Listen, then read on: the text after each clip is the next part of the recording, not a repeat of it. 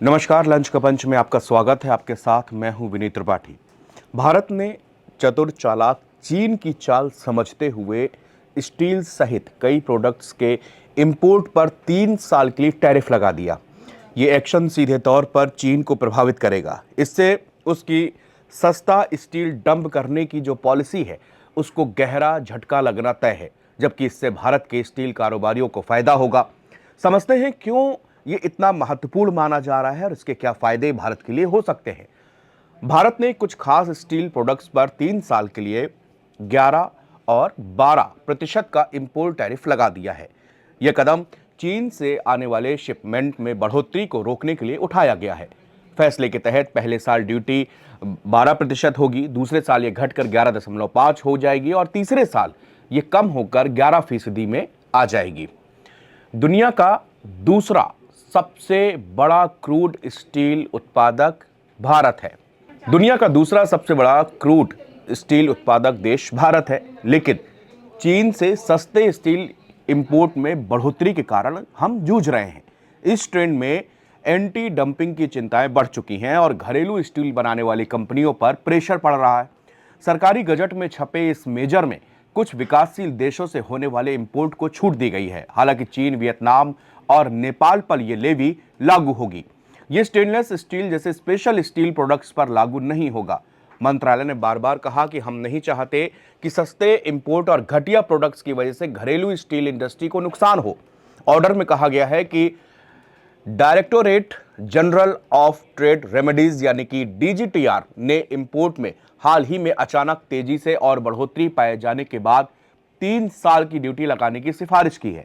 अप्रैल 2025 में भारत सरकार ने विदेशी देशों से होने वाले सभी इंपोर्ट पर 200 दिनों के लिए 12% को टेम्परेरी टैरिफ लगाया था, जो कि नवंबर 2025 में खत्म हो गया।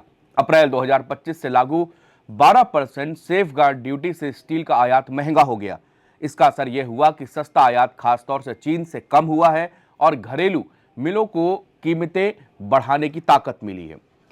सीआरआई, एसआईआर और आईसीआरए की तरफ से उम्मीद जताई गई है कि इस ड्यूटी से साल 2025 में 4.6% तक की बढ़ोतरी हो सकती है। शॉर्ट टर्म में स्टील के दाम 1000 से 2000 रुपए प्रति टन के हिसाब से बढ़ सकते हैं। भारत दुनिया का दूसरा सबसे बड़ा कच्चा स्टील यानी कि क्रूड स्टील उत्पादक है। 2024 में कुल उत्पादन लगभग 149.4 मिलियन टन हुआ था, जो कि 2023 के मुकाबले 6.2% अधिक था। भारत की स्टील उत्पादन क्षमता बढ़कर लगभग 200 से 205 मिलियन टन प्रति वर्ष हो गई है। नेशनल स्टील पॉलिसी 2017 के तहत भारत ने 2030 तक अपनी क्षमता को 300 मिलियन टन तक ले जाने का लक्ष्य रखा है। भारत कई प्रमुख देशों को स्टील निर्यात करता है। इटली इसमें से सबसे बड़ा बाजार है, जहां पर लगभग 1.04 मिलियन टन स्टील निर्यात होता है। दूसरे नंबर पर वियतनाम प्रमुख बाजार है, जहां पर 0.87 मिलियन टन एक्सपोर्ट हुआ। संयुक्त अरब अमीरात यानी कि यूएई तीसरा सबसे बड़ा प्रमुख बाजार भारत के लिए है, जहां पर 0.7 मिलियन टन एक्सपोर्ट किया। अन्य में अमेरिका, नेपाल और दक्षिण पूर्व के एशियाई देश हैं, जहां स्टील निर्यात होती है। भारत हाल के महीनों यानी कि जून से जुलाई 2025 में एक नेट एक्सपोर्टर यानी कि शुद्ध निर्यातक के रूप में उभरा है। भारत का आधे से अधिक स्टील उत्पादन इन तीनों राज्यों से आता है। पहला है उड़ीसा, यहां से 32 मिलियन टन स्टील उत्पादन होता है। यहां के प्रमुख केंद्र अंगुल और कलिंगनगर है। दूसरा नंबर आता है छत्तीसगढ़ का, जहां पर 28 मिलियन टन स्टील का उत्पादन किया जाता है। इसका प्रमुख केंद्र भिलाई है। तीसरे नंबर पर झारखंड है, यहां से 25 मिलियन टन स्टील का उत्पादन होता है। इसका प्रमुख केंद्र जमशेदपुर, बोकारो है। कर्नाटक और महाराष्ट्र ये वो राज्य हैं जो ऑटोमोबाइल सेक्टर की मांग पूरे करने वाले प्रमुख केंद्र हैं। सरकार प्रोडक्शन लिंक्ड इंसेंटिव यानी कि पीएलआई स्कीम के जरिए स्पेशलिटी स्टील के उत्पादन को बढ़ावा दे रही है, जिनका लक्ष्य है 2026-27 तक 42 मिलियन टन उत्पादन। भारत में प्रति व्यक्ति स्टील की खपत लगभग 108 से 119 किलो है, जो कि वैश्विक औसत 219 किलो से बहुत कम है, लेकिन तेजी से यह बढ़ रही है। हालिया टैरिफ स्टेनलेस स्टील जैसी स्पेशलिटी स्टील उत्पादों पर लागू नहीं होगा। भारत के कुल कच्चे स्टील उत्पादन में निजी क्षेत्र की जो हिस्सेदारी है वो लगभग 84% है। अब जानते हैं कि ये टैरिफ होता क्या है और ये लगाया क्यों जाता है। ये शब्द दुनिया में सबसे ज्यादा चर्चा में तब आया जब ट्रंप दोबारा राष्ट्रपति बनकर आए। उन्होंने कई देशों पर टैरिफ लगाए। भारत पर 50% का टैरिफ लगाया गया। टैरिफ एक टैक्स होता है जो कि विदेशों से लाए गए सामान पर लगाया जाता है। यह मूल रूप से उस सामान की कीमत का कुछ प्रतिशत होता है और 10% टैरिफ का मतलब यह है कि अगर किसी सामान की कीमत 100 रुपए है तो उस पर 10% 10 रुपए और टैक्स लगेगा। यानी टैरिफ लगने के बाद उस सामान की कीमत, उस वस्तु की कीमत 110 रुपए हो जाएगी। टैरिफ निर्यात करने वाले की बजाय उत्पादों को आयात करने वाली फर्म पर लगाए जाते हैं। मसलन अगर कोई फर्म ऐसी कार आयात कर रही है जिसकी कीमत $50,000 प्रति कार है और उस पर 25% टैरिफ लगेगा तो फर्म को हर कार पर $12,500 का टैक्स देना होगा। अमेरिका में जो कंपनियां अन्य देशों से सामान मंगाती है उन्हें टैरिफ रेट के मुताबिक सरकार को टैक्स देना होता है। इसका मतलब है कि कंपनी टैक्स का पूरा भार या इसका कुछ हिस्सा अपने ग्राहकों से वसूल करती है। अगर आयात करने वाली अमेरिकी फर्म टैरिफ की लागत सामान की कीमत को बढ़ाकर पूरी करती है तो इसका आर्थिक बोझ पूरी तरह से उपभोक्ताओं पर पड़ता है। जब सामान महंगा होगा तो इसकी मांग कम होगी, यानी जितना ज्यादा टैरिफ होगा सामान की कीमत उतनी ज्यादा बढ़ सकती है। ऐसे में उपभोक्ताओं के बीच महंगे सामान की मांग उतनी ही कम हो जाती है और अमेरिकी कंपनियां कम सामान का आयात करेंगी या विश्व का कोई भी देश जो भी टैरिफ लगाएगा वो सामान आयात करने में हिचकेगा। ऐसे में कंपनियां और उपभोक्ता उन देशों और उन बाजारों की तरफ रुख करेंगे जहां का सामान सस्ता होगा। भारत के ऊपर टैरिफ लगाया गया। भारत के ऊपर 25% का पहले टैरिफ लगाया गया। इसके बाद में रूस से चूंकि हम लोग तेल खरीदते हैं तो इसके कारण 25% की पेनाल्टी उस पर और ऐड कर दी गई।